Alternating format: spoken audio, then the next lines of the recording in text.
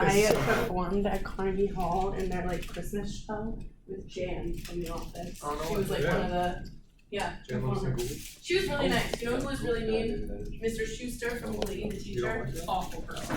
Terrible. I actually don't think so.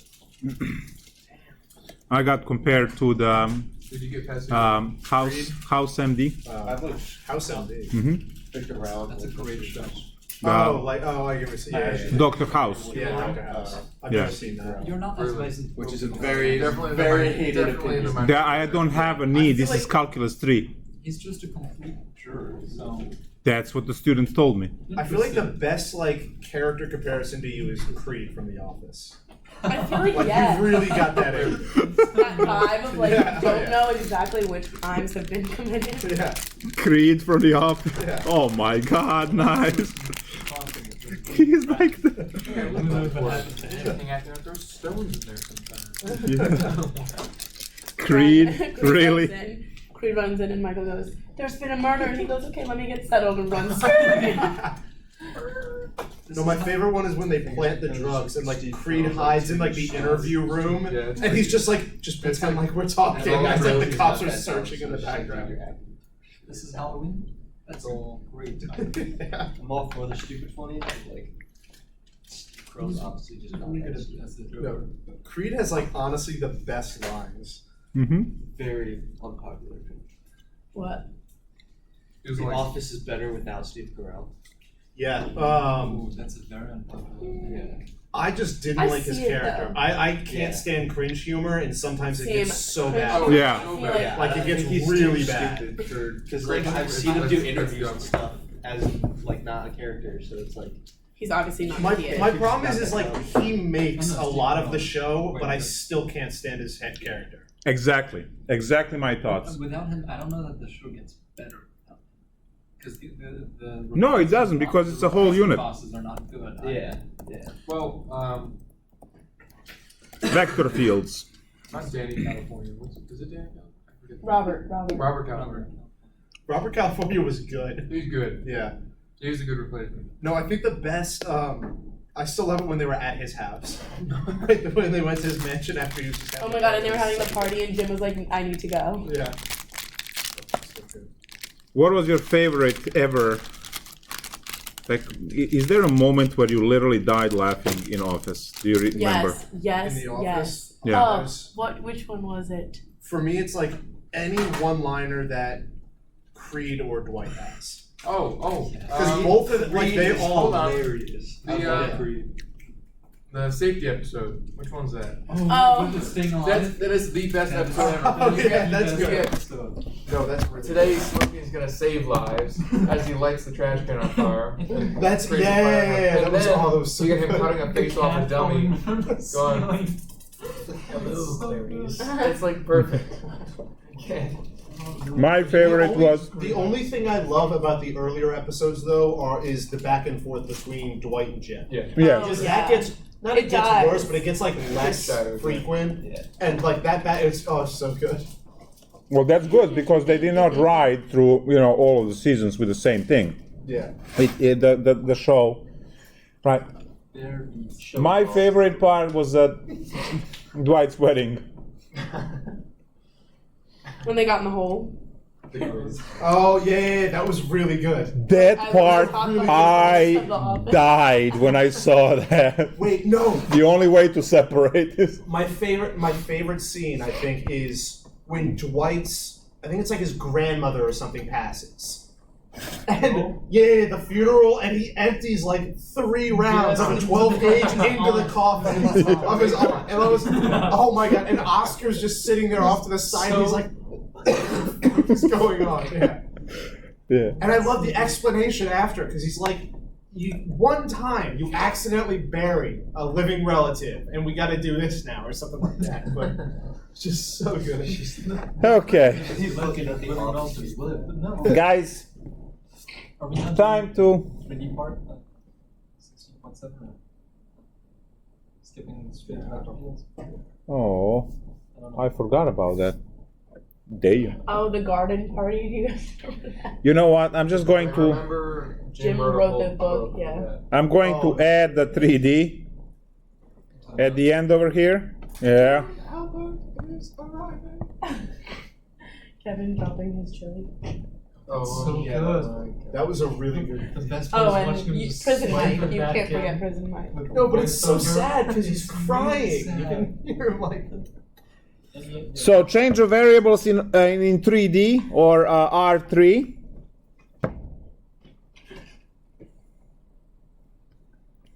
So we're going to have now.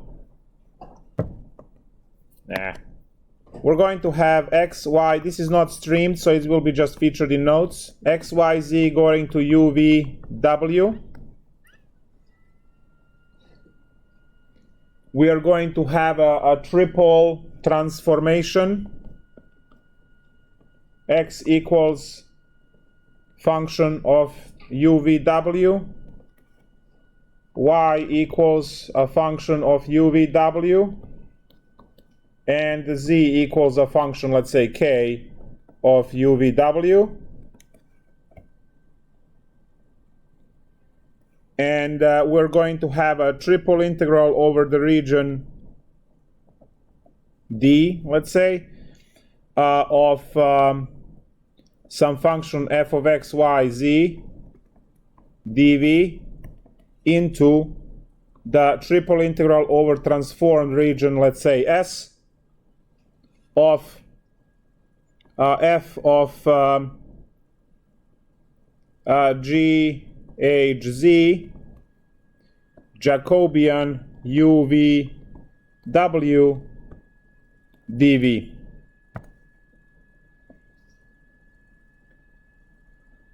And the procedure to do this is just longer than everything we had so far. Your Jacobian UVW is given as the 3x3 partial derivative matrix. So GHK. Yes, thank you, GFK. Yes, GHK. Thank you. Yes.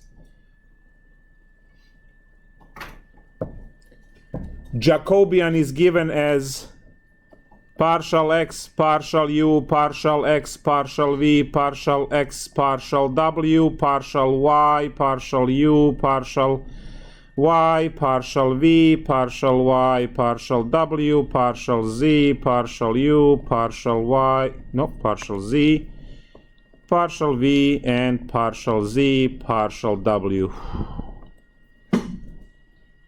And then you have your 3x3.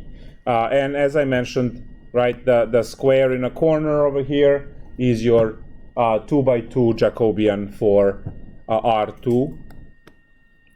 So if you just look at that, then clearly you're adding partial x, partial w in that row, partial y underneath, and then the entire row, partial z on the bottom. So you can quickly pick up the pattern.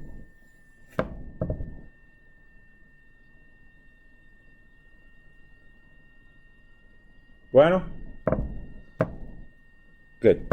Now, 17.1 is very short, is introducing vector fields, gravitational field, electric field, magnetic field, all of the fields that you guys heard of, including the wind, the motion of the fluids, the traffic moving along the highway, all of that stuff can be portrayed by vector fields. So the entire chapter is on vector calculus, and it's going to marry everything we learned so far into a single chapter. This is where you, if you're electrical engineering, you start understanding Maxwell's equations and all of that stuff. Now we are going to end with 17.4, which is required curriculum. There are other 4 sections which are required for electrical engineering. If anyone is into electrical engineering, you will have to learn those sections. You can find videos, obviously, on YouTube and so on. So let's switch to 17.1, vector calculus. So 4 sections left. We do 1 tonight, 1 tomorrow, 1 after exam on Monday, and 1 on Tuesday.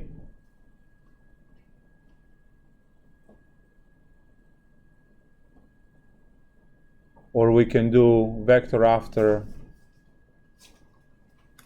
We can do vector tomorrow and then the review. And then we can do after the exam. Nah, not good. All right.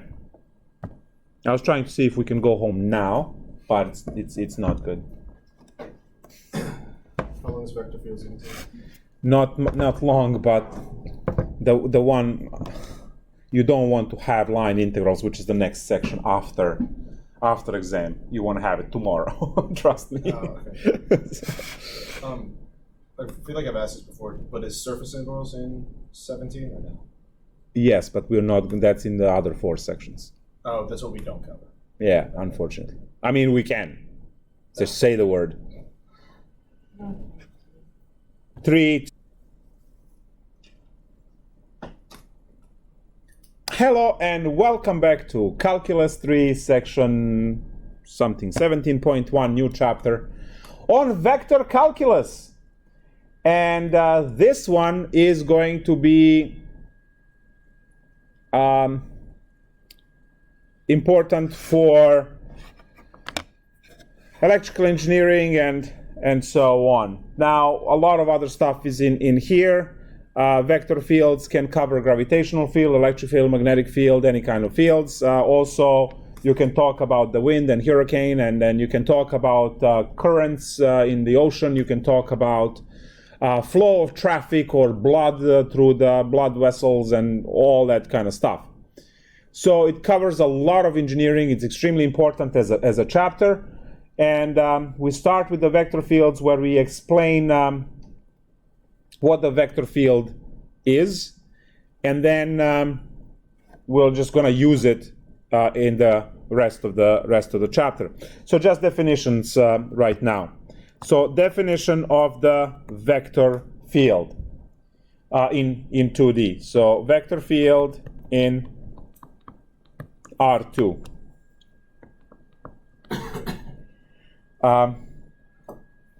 Let F and G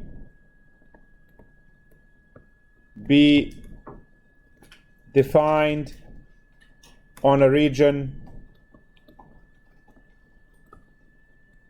R in 2D, in R2, a vector field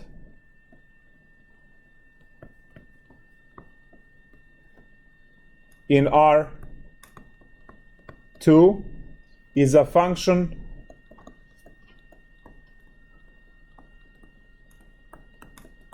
F with the capital F now, with the arrow because it's a vector field, that assigns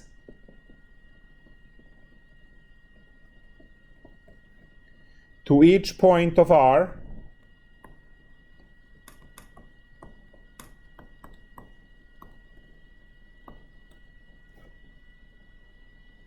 a unique vector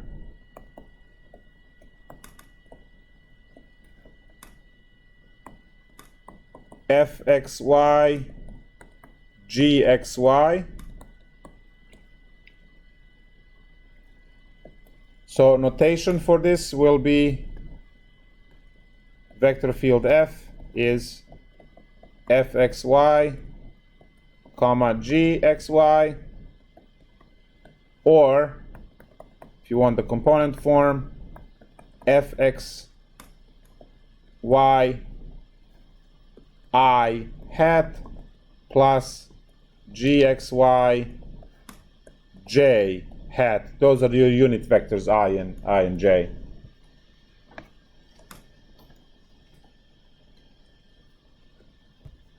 It's the identical definition as a definition of a function, right? And we do the calculation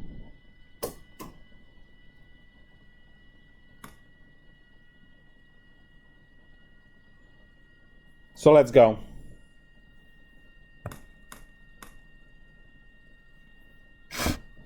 Say vector field F is given as 2x and then x plus y.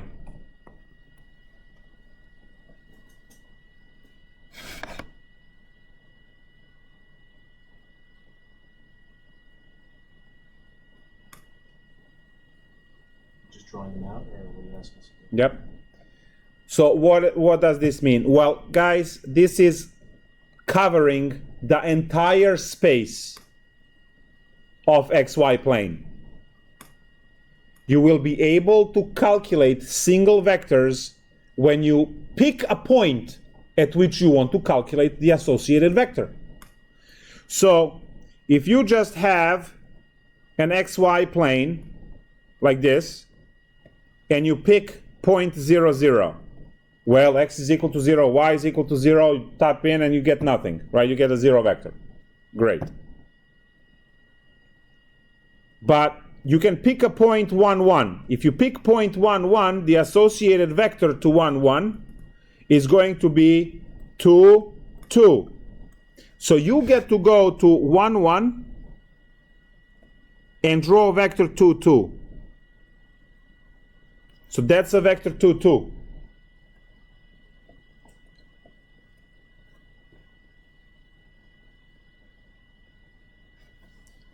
If you want to go to a vector, let's say on the x-axis, like 3, 3, 0. 3, 0 is going to be a vector 6, 6, 3.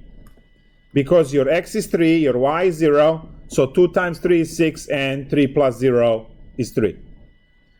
So now you will go to 3, 0. I'll put the red. So 3, 0 is here. And you will draw 6, 3 vector from it. 1, 2, 3, 4, 5, 6, 1, 2, 3. That's the associated vector with that location. Any location you pick, which would be a point xy, you can use fractions, you can use decimal, whatever. You will compute those x and y coordinates in these functions, and that will give you the vector you get to draw. Let's pick one with a negative. Say -1, -2 is going to give you a vector -2 and then -3. So you will find the vector -1, -2 is the point from where it starts. So -1, -2 is here. You will go -2 in x and -3 in y, and this would be your vector.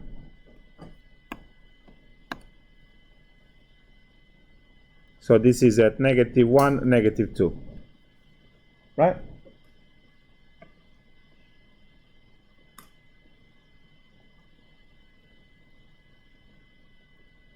So we can, the idea of these vector fields, is that you will know the direction and the strength of the field once you know the location at which you are going to compute this.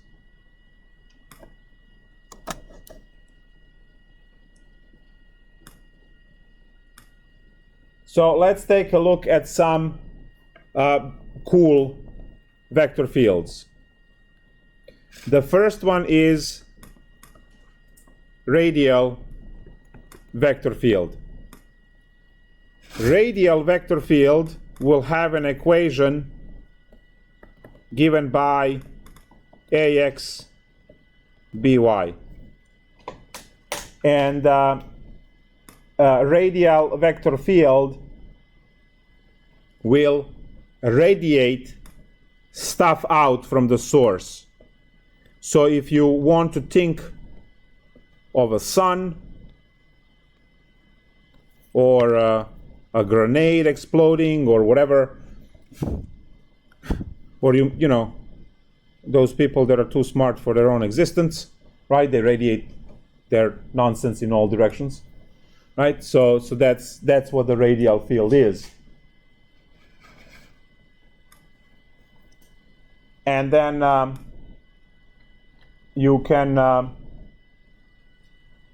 come up with vectors for every location.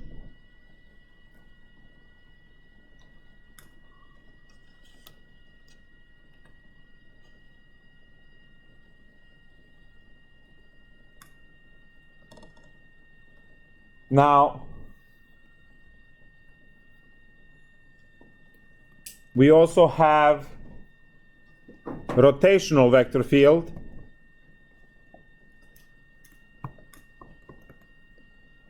which would be given by negative yx. Well, this one is going to spin.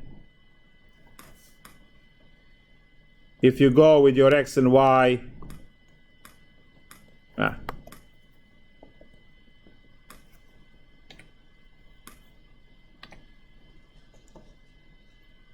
if you go with the x and the y, it will have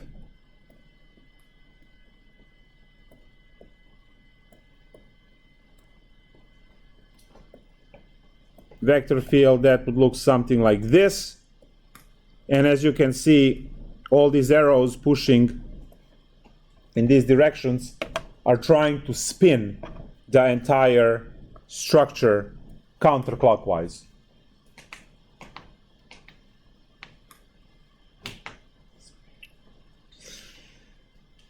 So that would be rotational vector field. You can have anything, right? Anything. One of the vector fields that I like is the one that shows the flow through a tube. So you can think of the water rushing through the hose, or blood going through the blood vessels. There will be a flow vector field. And the example given in the textbook is 1 minus y squared comma 0. So the flow would look like this. In the middle, right, because this would be the x direction, and then you have your y direction. In the middle, you will have the longest vectors, and then as you go to the sides, the vectors are shorter and shorter and shorter as you go on the sides. Well, the trick is that the liquid at the edges, right, is rubbing against the walls, and that is, the friction is slowing it down, where in the middle is moving at full pressure faster. So this is exactly what the flow looks like, right? And this is not happening only on y-axis.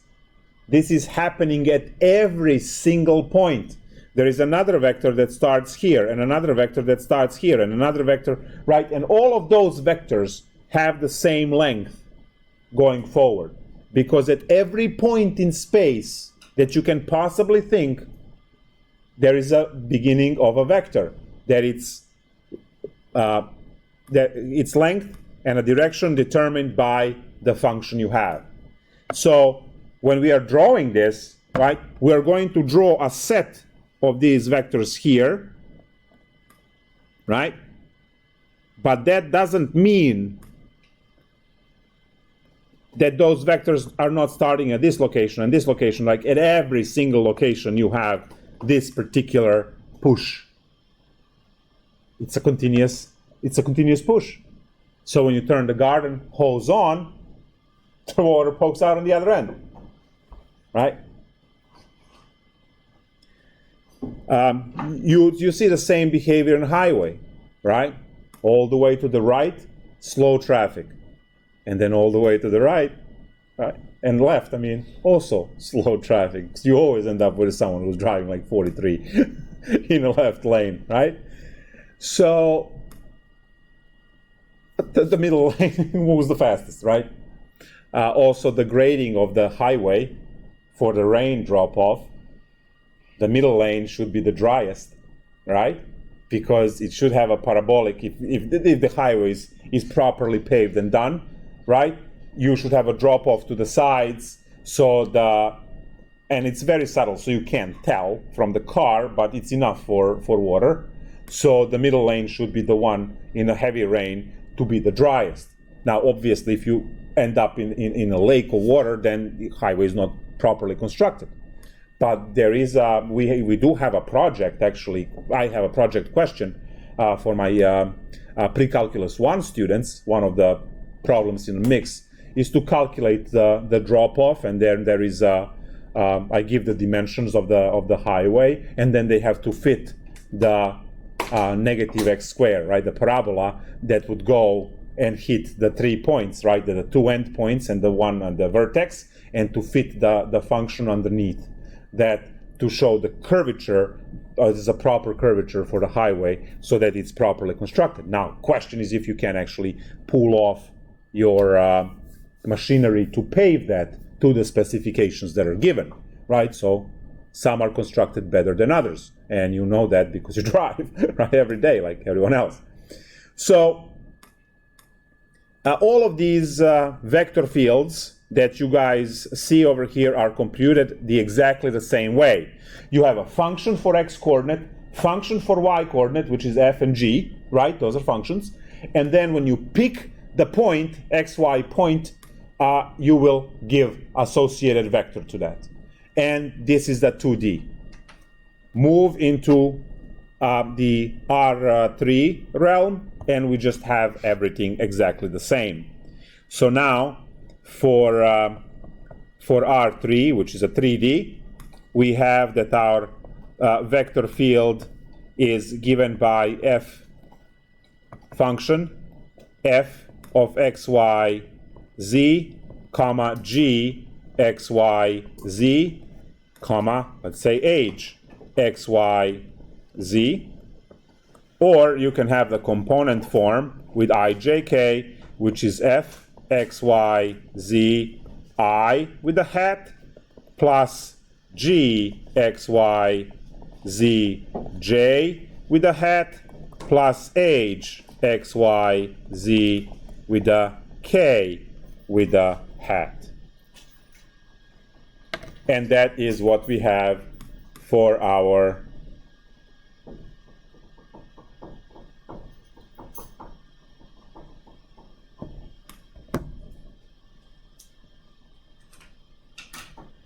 good.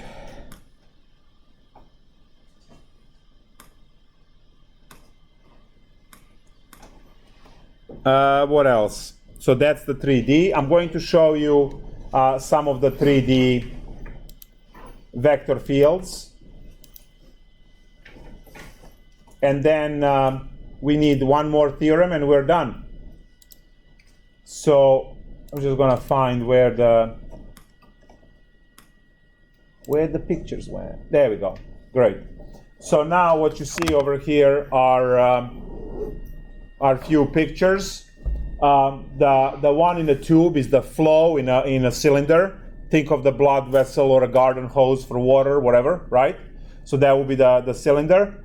And you see the parabolic push up. Again, the fastest flow, strongest flow in the middle. The closer you are radially to the sides, the liquid is moving slower.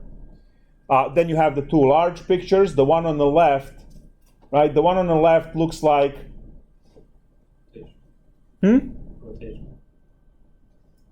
rotational. Doesn't it look like stuff going? Yeah, but it could be like this. Well, it's gonna fall eventually.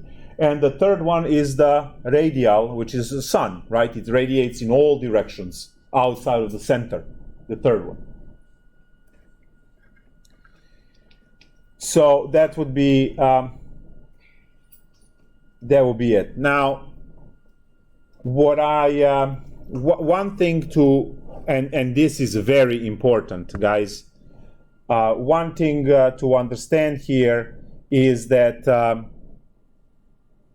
you can generate vector fields if you have a function x, y, z, because your vector field can be given by the gradient of the function. Remember what the gradient is, right? It's 3 partial derivatives inside. Well, aren't those just 3 functions? So every gradient is actually a vector field. Now, we did gradients in a previous chapter. Now, we're giving even more importance. So gradient, this is a very important definition, and I will tell you why. Let me just write it first. So let, I gotta switch, right? Let phi be differentiable. So let phi be differentiable on region R2 or R3, I mean, or any dimension, but whatever. The vector field F equals gradient of phi is a gradient field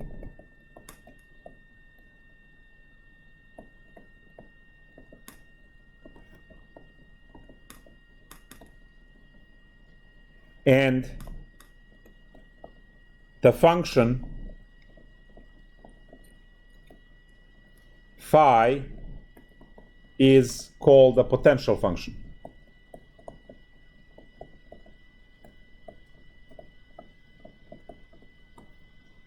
Of vector field, potential function for the vector field F. Guys, this is huge. How do we understand natural phenomena? Through mathematical functions, right?